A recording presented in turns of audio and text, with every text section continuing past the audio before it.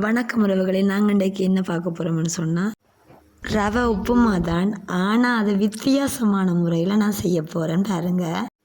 இந்த உப்புமாவை தேங்காய் பாலில் தான் செய்திருக்கிறேன். அதனால நல்ல டேஸ்ட்டாக இருக்கும். அதோட இடித்த சம்பளம் சேர்த்து சாப்பிட இன்னும் சுவையாக இருக்கும். இந்த டேஸ்டான உப்புமாவை எப்படி செய்யலாம்ன்றதை பார்க்கலாம் வாங்க. உப்புமாவுக்கு தேவையான மரக்கறிகளை வெட்டி வச்சுருக்கிறேன். கேரட், உருளைக்கிழங்கு, கத்தரிக்காய் எடுத்துக்கிறேன். இந்த மரக்கறிகளை தேவையான உப்பு சேர்த்துக்கொள்கிறேன். கத்தரிக்காவை தண்ணிக்குள்ளே தான் வெட்டி வச்சு நான் அதையும் தண்ணியை வடிச்செடுத்து அதுக்கும் தேவையான உப்பு சேர்த்துக்கொள்கிறேன்.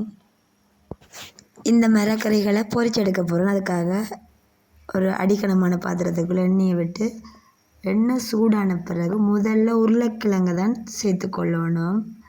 உருளைக்கிழங்கு நல்லா வெந்து வரணும். அதனால தான் முதலே நாங்கள் உருளைக்கிழங்கு சேர்த்துக்கொள்கிறேன். கொஞ்சம் உருளைக்கிழங்கு வெந்து வர அடுத்ததாக கத்தரிக்காவை சேர்த்துக்கொள்ளணும். கத்தரிக்காய் கொஞ்ச நேரம் வதங்க விடணும்.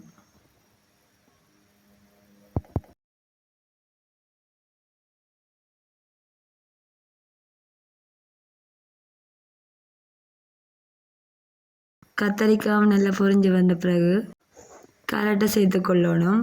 கேரட் அதிக நேரம் எண்ணெயில் பொரிய தேவையில்லை. கொஞ்சம் வெந்து வந்தாலே போதுமானதாக இருக்கும். இந்த உப்புமா செய்கிறதுக்கு ஒரு கப் ரவை எடுத்துக்கிறோம். அந்த ரவையை நாங்கள் வறுத்து கொள்ளணும். அதிக நேரத்துக்கு ரவையை வறுக்க தேவையில்லை. ரவை ஒரு 2 நிமிஷத்துக்கு வறுக்கும் போதே வாசனை உண்டு வரும். அப்போ வாசனை வந்தனோ பண்ணுங்க. அப்போ தான் சரியான பதமாக இருக்கும். ரவையை வறுக்கும் போது அடுப்பு சிம்மில் தான் இருக்கணும். அடுப்பு கூடுதலாக இரிஞ்சிடும். அப்போ கவனமாக வறுக்கணும். இந்த அளவுக்கு ரவை வறுபட்டால் போதுமானது. அடுப்பை பண்ணுவோம். இப்போ ஒரு கப்பளவு தேங்காய் பால் எடுத்துகிட்டு அதுக்கு தேவையான உப்பு சேர்த்துக்கொள்கிறேன். தேங்காய் பாலை பாத்திரத்தில் சேர்த்து அதை கொஞ்ச நேரம் கொதிக்க விடணும்.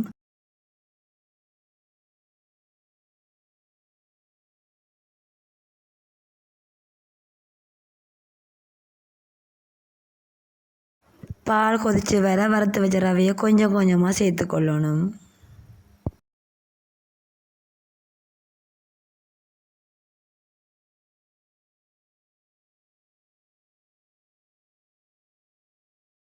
ஒரு கப் ரவைக்கு ஒரு கப் அளவு தேங்காய் பால் போதுமானதாக இருக்கும்.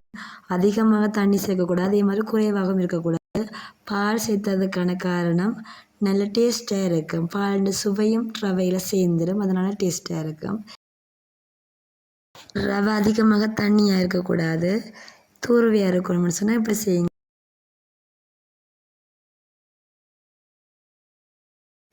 ரவையை நல்லா கிளறிட்டு அதுக்குள்ளே பொரித்து வச்ச மரக்கறியை சேர்த்துக்கொள்ளணும். உங்களுக்கு விருப்பமான மரக்கறி சேர்த்துக்கொள்ளலாம். மரக்கறியை சேர்த்துட்டு நல்லா கிளறி விடுங்க. உப்புமா ரெடி ஆகிட்டு அதுக்கு எப்படி ஒரு சம்பள டேஸ்ட்டாக செய்கிறதுன்றதையும் பார்க்கலாம். பாத்திரத்தில் பாருங்க, இதே அளவு எண்ணெயை சேர்த்துட்டு 3 சிவத்த மிளகாயை சேர்த்துக்கொள்கிறேன். அது நல்லா முறுமுறுண்டு பொரிஞ்சு வரணும். அடுப்பு சிம்மில் தான் இருக்கணும்.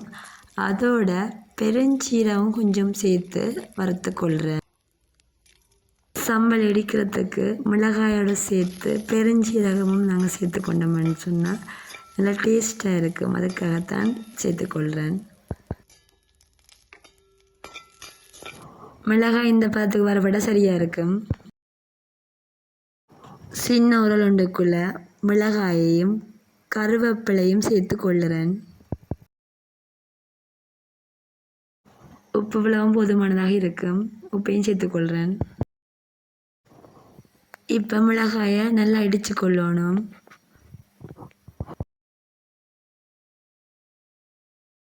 மிளகாய் அடிபட்டோன்னே வறுத்து வச்ச பெருஞ்சீரகத்தையும் சேர்த்துக்கொள்வோம்.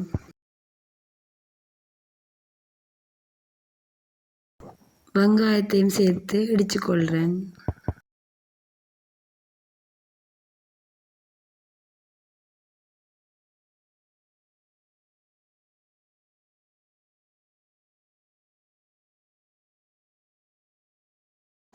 வெங்காயம் நல்லா அடிபட்டோன்னே தேங்காய் பூ சேர்த்துக்கொள்கிறேன். ஒரு பாதி அளவு தேங்காய் காணும்.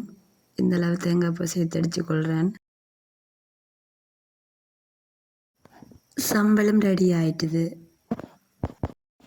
இடித்த சம்பளம் ரவை உப்புமாவும் செய்து சாப்பிட செம்மையாக இருக்கும்.